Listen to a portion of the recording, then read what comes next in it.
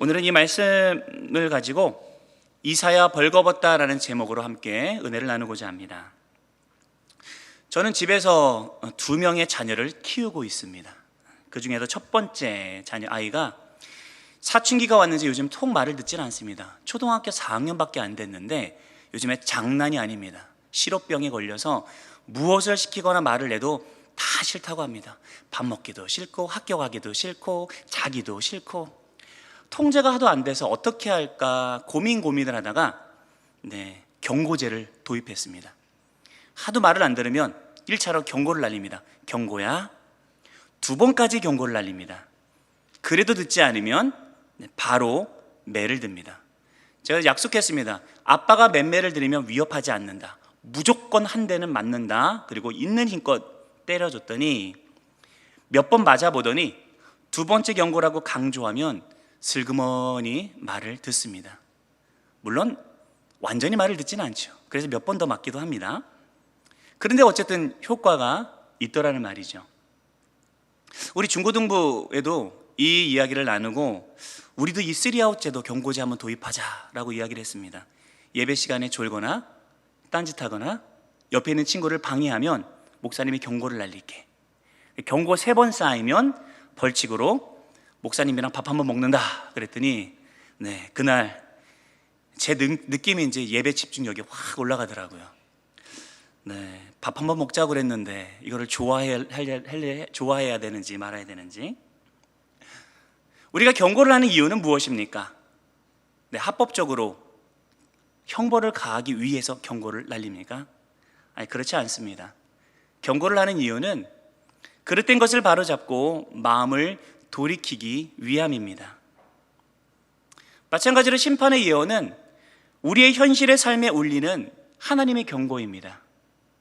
그리고 이 경고 속에 우리를 향한 하나님의 메시지가 분명히 담겨 있습니다. 오늘 우리 애굽에 대한 이 심판의 예언들 함께 살펴보면서 특별히 이사야의 벌거벗은 몸을 통하여서 우리에게 들려주시는 하나님의 메시지를 함께 찾는 은혜가 있기를 소망합니다. 본문의 시대적 배경을 먼저 살펴보면 이 구스 왕조가 애굽을 통일할 때였습니다.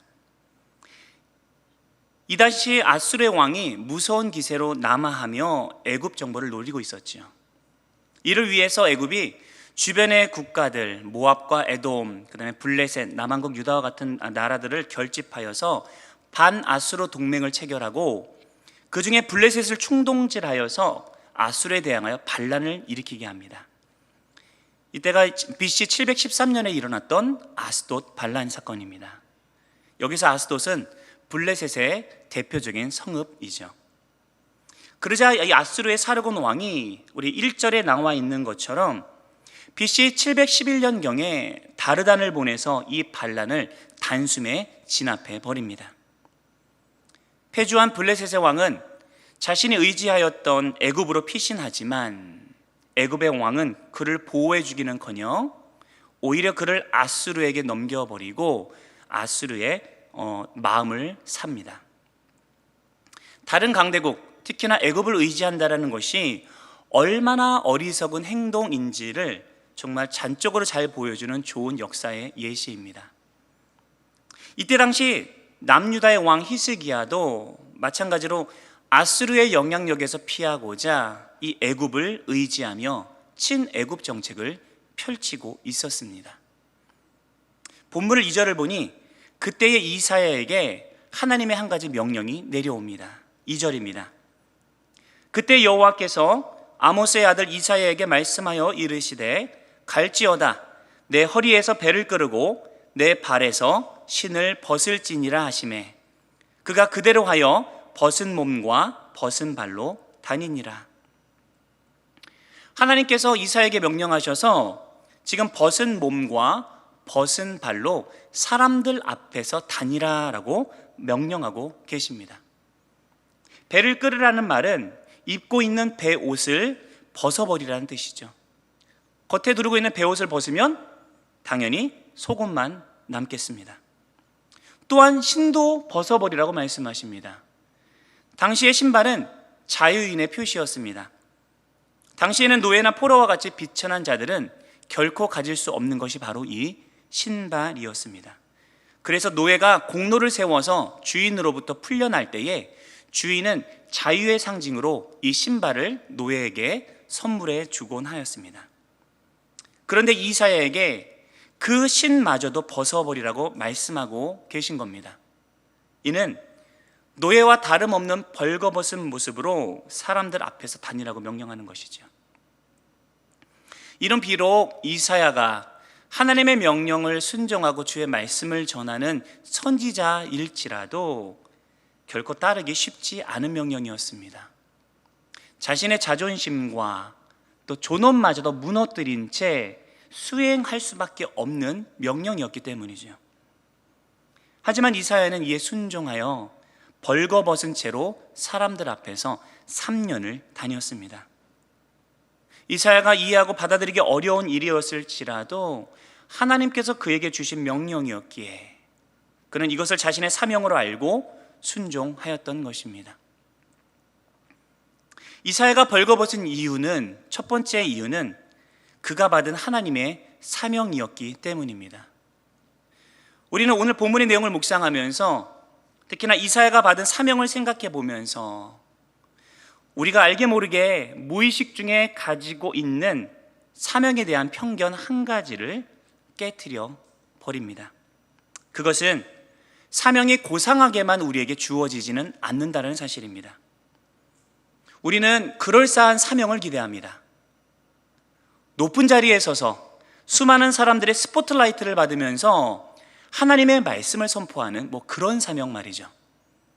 설사 많은 사람들 앞에서 영향력을 발휘하지는 않을지라도 눈에 보이는 어떤 유의미한 결과들을 남길 수 있는 사명, 아니면 사명을 행하면서 나 스스로에 대한 자부심을 느끼거나 적어도 나의 마지막 남은 자존심은 상하지는 않을 정도의 사명, 그런 사명 말입니다. 그런데 하나님께서 이사야에게 주신 사명은 이러한 고상한 사명과는 거리가 멀었습니다. 오히려 옷을 벗고 신을 신지 못하는 천한 모습을 요구하고 계셨고, 사람들 앞에서 자신의 부끄러운 모습을 낱낱이 드러내야 하는 그러한 사명을 이사야에게 주셨습니다.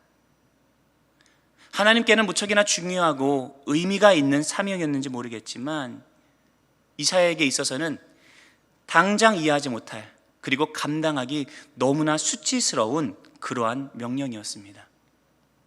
그럼에도 불구하고 이사야는 기꺼이 하나님의 말씀에 순종하여 벌거벗은 채로 3년간 돌아다닙니다. 하나님께서는 당신의 말씀을 이행할 준비가 되어 있는 선지자들에게 때때로 이해하기 힘든, 그리고 따르기 정말 어려운 명령을 주실 때도 있습니다. 호세아와 에스겔에도 어려운 명령은 있었습니다. 호세아에게는 음란한 창부인 고멜을 아내로 삼도록 하게 하셨고, 에스겔은 그의 존엄의 상징인 머리털과 수염을 온통 깎아버리라라는 명령을 주기도 하셨습니다. 하나님의 아들이신 예수님께서 감당하셨던 이 사명의 자리는 높은 왕의 자리가 아니라 가장 낮은 십자가의 자리였음을 기억하시기 바랍니다. 따르기 어렵고 당장 이해되지 않는 이 사명의 자리에, 그런데 기꺼이 순종하는 이들이 있었기에 하나님의 역사와 그분의 선하심에 대한 증명이 지금까지 이어져 왔다는 사실을 기억하시기 바랍니다. 이 말씀을 묵상하면서 제 머리 가운데 한 사람이 떠올랐습니다. 그분은 바로 저의 어머니이십니다. 어머니는 결혼 전에 소위 1등 신부감이었다고 합니다. 당시 사우디 대사관에서 근무하던 재원이었고, 외모도 출중했고 성격도 밝아서 주변에서 좋은 혼처가 끊이지 않았다고 합니다. 참고로 제가 어머니를 닮았습니다. 네, 인정하지 않으실지라도 어쨌든 닮았습니다.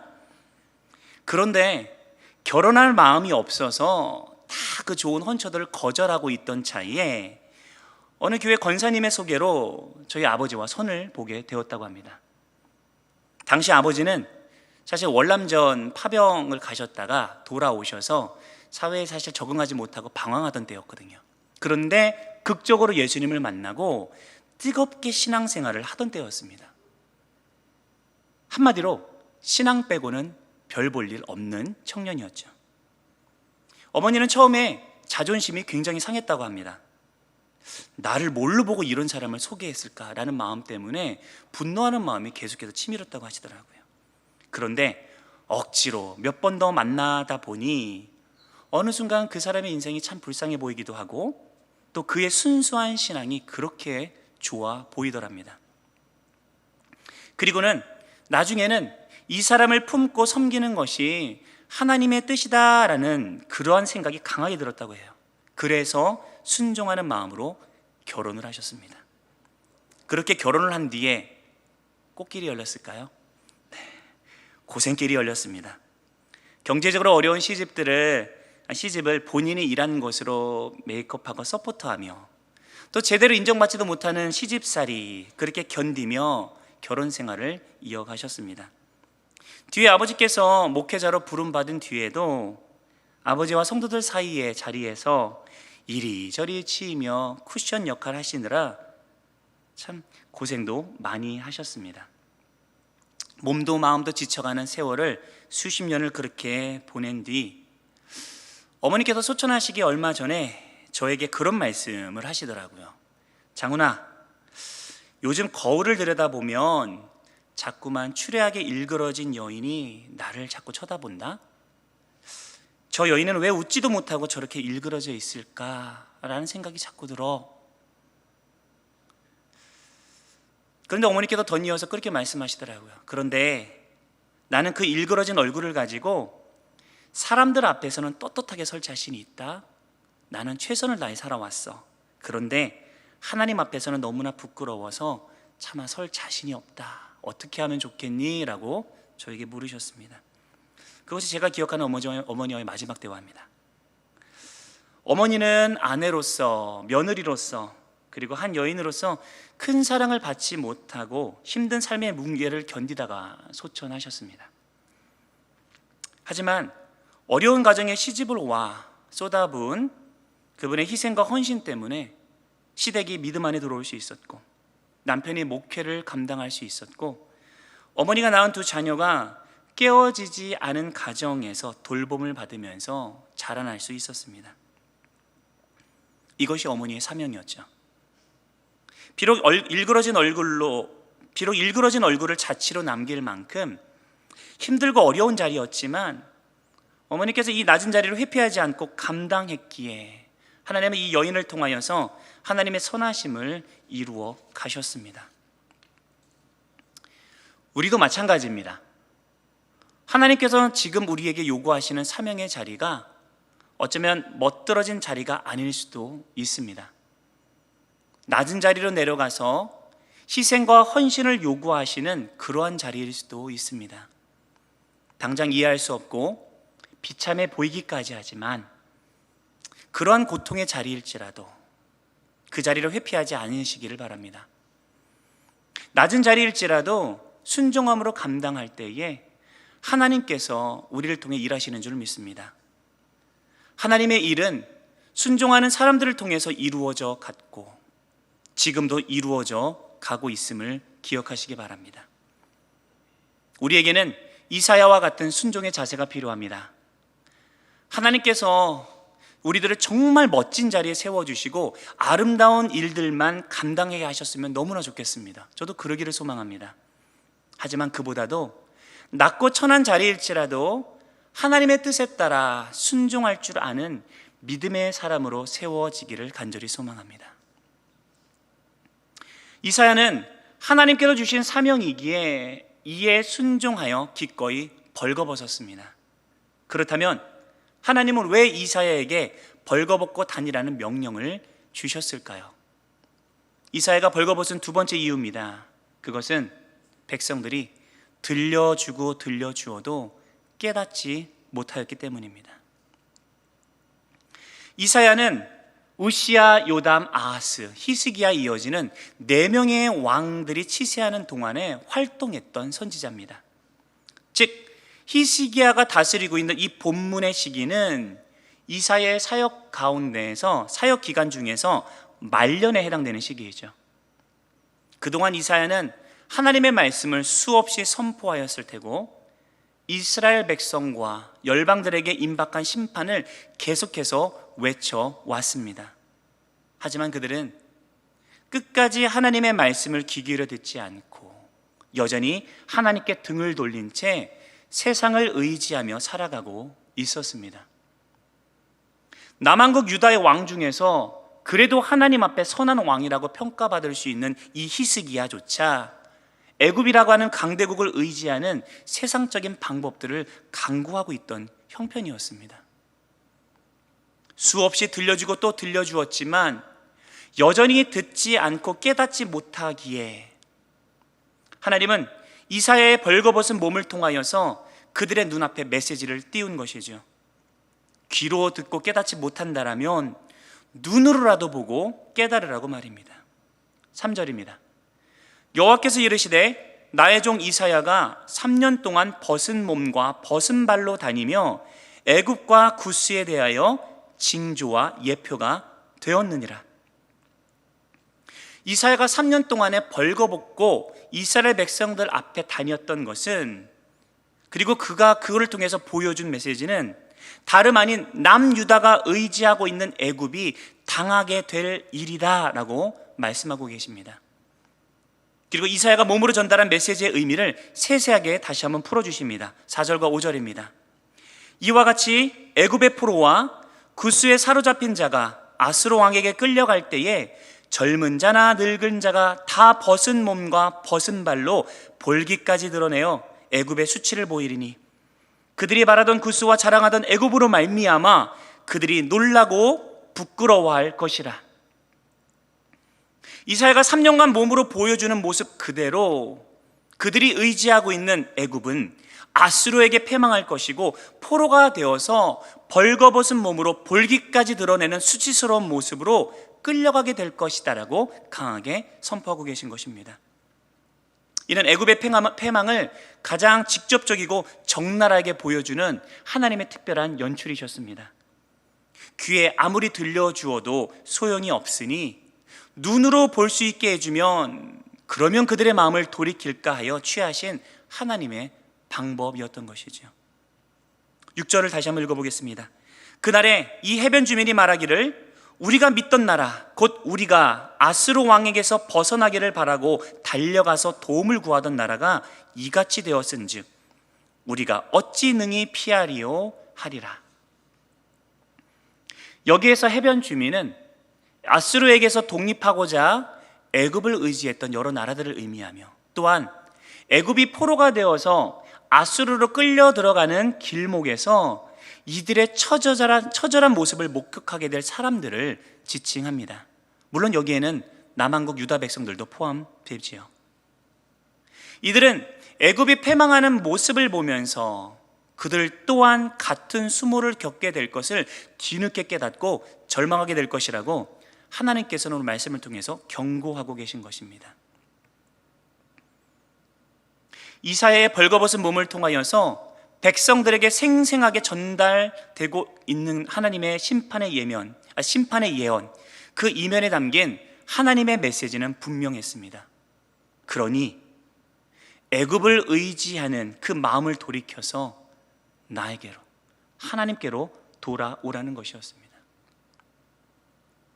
들어도 깨닫지 못하는 이스라엘 백성들, 그래도 그들을 포기하지 못하시는 하나님께서 그 절절한 마음으로 이사야의 벌거벗은 이 몸을 통하여서 지금 전달하고 계신 것입니다. 나에게 돌아오라. 어쩌면 이사야도 하나님의 이런 심정을 이해하고 그분과 마음을 합했는지도 모르겠습니다. 그렇기에 자신도 수십 년을 외쳐왔지만 여전히 돌이키지 않고 아무런 변화가 없는 백성들이 너무나 답답하고 안타까워서 이들을 돌이킬 수만 있다면 기꺼이 벗은 몸도 감당하겠노라, 그렇게 외치고 있는 것은 아닐까요?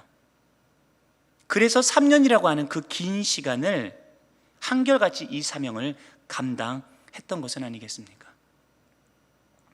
들려주어도 듣지 않는 백성들의 눈 속으로 억지로 비집고 들어가서라도 그들의 마음을 하나님께로 돌이키고자 하는 이 간절한 마음이 이사야의 벌거벗은 몸을 통하여서 여실히 드러나고 있는 것입니다. 말씀을 정리하겠습니다.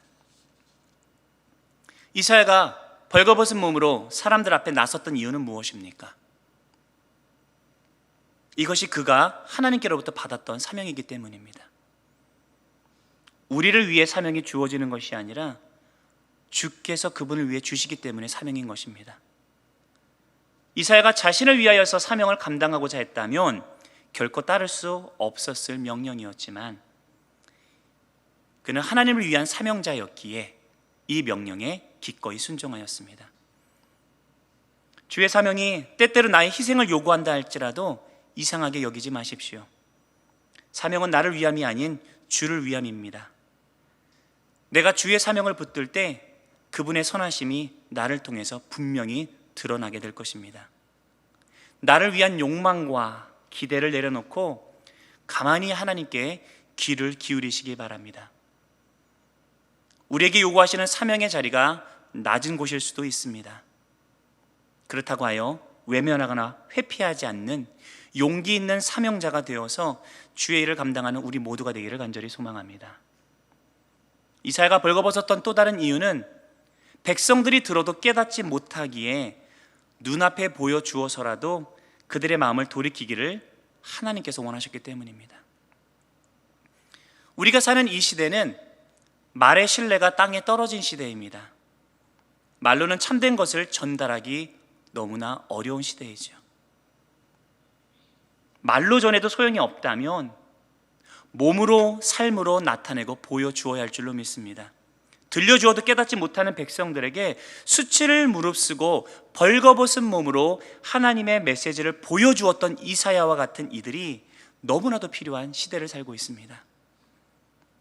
하나님께서는 이 시대 속에서도 여전히 이사야와 같은 이들을 찾고 계십니다. 주의 메시지를 들려주기 위하여서 기꺼이 자신을 희생하고 헌신하는 자들, 들려주어도 깨닫지 못하는 이들을 위해서 자신의 몸으로 삶으로 하나님의 마음을 보이는 자들, 우리 영안의 모든 성도님들이 하나님의 마음을 대변하는 이 시대의 이사야가 되어서 우리의 삶을 통해 주께서 맡기신 사명 온전히 감당하게 되기를 간절히 소망합니다. 특별히 새생명 축제를 앞두고 여전히 하나님을 알지 못하고 외면한 채로 등 돌린 채 살아가고 있는 나의 가족과 이웃들에게 말만이 아니라 우리의 섬김과 삶을 통하여서 하나님의 사랑을 전하겠노라 결단하며 실천하는 우리 모두가 되기를 우리 주 예수님의 이름으로 간절히 축원드립니다.